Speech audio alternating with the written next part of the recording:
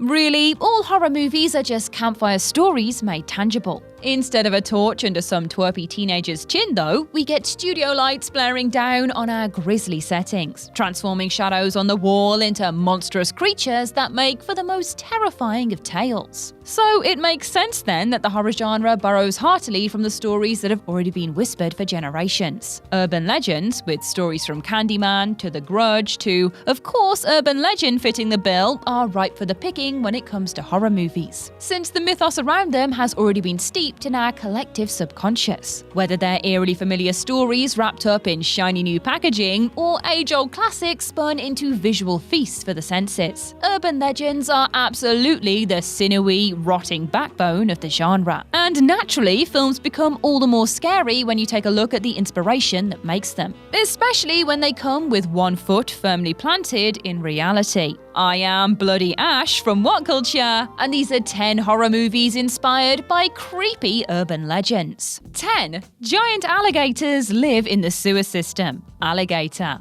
You have all heard that story of rogue reptiles growing unfathomably large in the sewers. They're bought as little tank pets before growing uncomfortably big in unprepared owners' homes, and end up making a swift exit down the nearest toilet rather than releasing them back into the wild. There, they feast on all of your dirty doings and dumped goldfish for years, until they grow to unchecked, monstrous proportions to attack sewer workers and take over the underground. Sometimes they even become mutated from the toxic nature of sewage systems and incorrectly disposed of waste, which is exactly where 80s monster movie Alligator gets its titular beastie from. Chomping down on discarded corpses of animal test subjects imbued with a growth formula, the alligator grows to ridiculous proportions and quickly moves on to humans for its main course. Alligators in sewers aren't unheard of, but gigantic, irradiated behemoths rampaging through the pipes would probably get better coverage than one campy B-movie from the 80s. As scary as the thought of prehistoric monsters out for flesh is whilst you're sitting on the porcelain throne, you're probably safe on this one. Or so you'd hope. 9. The Jangsan tiger will lure you to your death. The Mimic. The Mimic does exactly what it says on the tin for the most part, with this South Korean scarefest depicting the story of local folklore with terrifying results. The film is based on stories of the Jangsan tiger, a creature that dwells in a mountain of the same name that can uncannily replicate the sound of a wailing woman to lure people to its location. Whilst the movie roughly follows the beats of a family's grief at losing a child, then welcoming a new one into the family home in the form of a lost little girl, before questioning whether she is in fact a lost little girl at all or something else entirely, the legend itself is far more straightforward. It's said that the tiger lurks in the forests and calls people to their deaths with its mimicry ability, using both the call of a woman and the sounds of running water to draw everyone from good Samaritans to thirsty wanderers to their doom. Covered in fine white fur and able to move at great speeds, it's a cryptid creature yet to have a foolproof sighting. But its man-eating myth remains spooky all the same. 8. Spiders can lay eggs in your face. Scary Stories to Tell in the Dark. Scary Stories to Tell in the Dark was born from books heavily influenced by folklore, crafted with extensive research and brought to life with sinister illustrations that make for nightmarishly plausible reading. The film takes its share of these stories to highlight, but the most scarring, both mentally and physically, comes in the form of the red spot. Faithful to its source, we see a young woman bitten on the face by a spider, with the resulting spot left behind actually containing hundreds of baby spiders that burst out and render her insane from shock.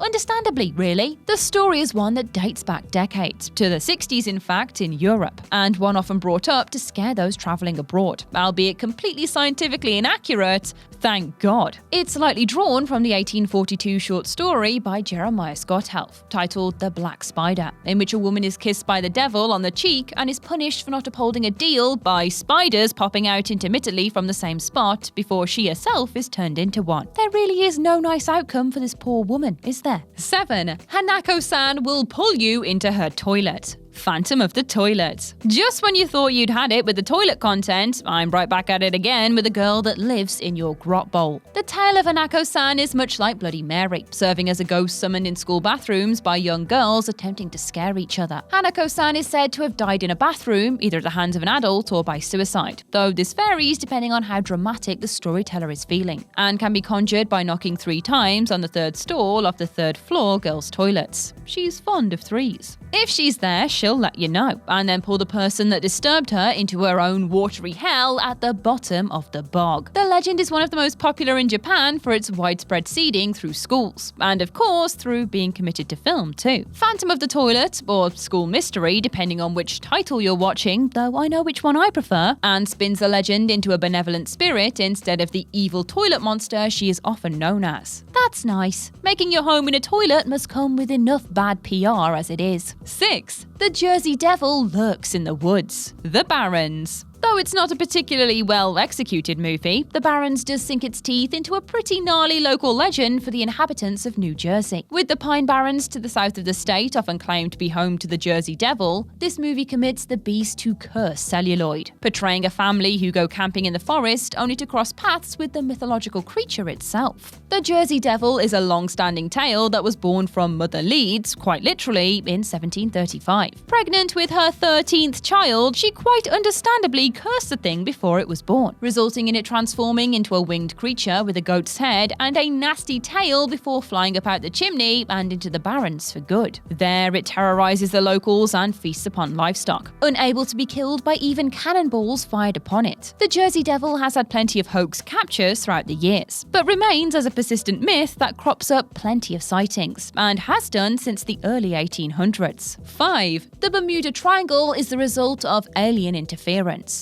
Triangle. Triangle is the creepy, time-distorting story of Jess and her friends as they head out on a yacht for a boat trip, only to capsize during a storm and take shelter on an abandoned ocean liner. On the giant ship, a strange time loop takes hold of Jess that results in doppelgangers, murders, and piles of decaying bodies from the previous loops she has been through, with no clear understanding of when, why, or how this is happening. The title doesn't really help in giving anything away either, perhaps indicated as a triangle to show the 3 times Jess wakes up on screen, or as the beginning, middle, and end that she can't escape. That is, unless you take into account the film's setting in Miami and realize she sails straight out into the Bermuda Triangle and into the unknown. The Bermuda Triangle, of course, is a region between Bermuda, Florida, and Puerto Rico, largely made up of ocean, where planes and ships often mysteriously disappear. There's legends of the triangle being paranormal or even extraterrestrial in nature, which explains the strange loop taking over Jess's existence, right? There's clear symbolism for purgatory in Jess's story, but what's to say it doesn't come at the hands of a little green man pulling the strings? 4. A narcissistic spirit can give you a Chelsea smile. Carved the Slit-Mouthed Woman. The legend of the Slit-Mouthed Woman is a common spooky story that has long circulated Japan, with the bothersome spirit serving as the central premise for the 2007 movie Carved the Slit-Mouthed Woman. In the film, the stories of Kuchisake Onna begin to circulate a town, taken straight from the country's own urban legend in kind. Kuchisake Onna is a malevolent spirit that wears a cloth mask and carries a sharp instrument, asking victims if they think she's pretty. If you answer no, you'll get stabbed. And if you answer yes, she'll show you what's under her mask. Disfigured with a slice from ear to ear, the spirit then asks if she's still beautiful, to which a no will still get you stabbed, or a yes will get you a slash across the face in the same way. There is no winning here. The film takes this lose-lose situation and channels it into an evil force that kidnaps children and possesses mothers, wreaking havoc across the town she haunts. Whilst the legend is more conversation-based and has ways of escaping the spirit, like throwing hard candy or telling her she's average at best, the film is a touch more pessimistic on your chances. Fair enough. 3. Bigfoot is real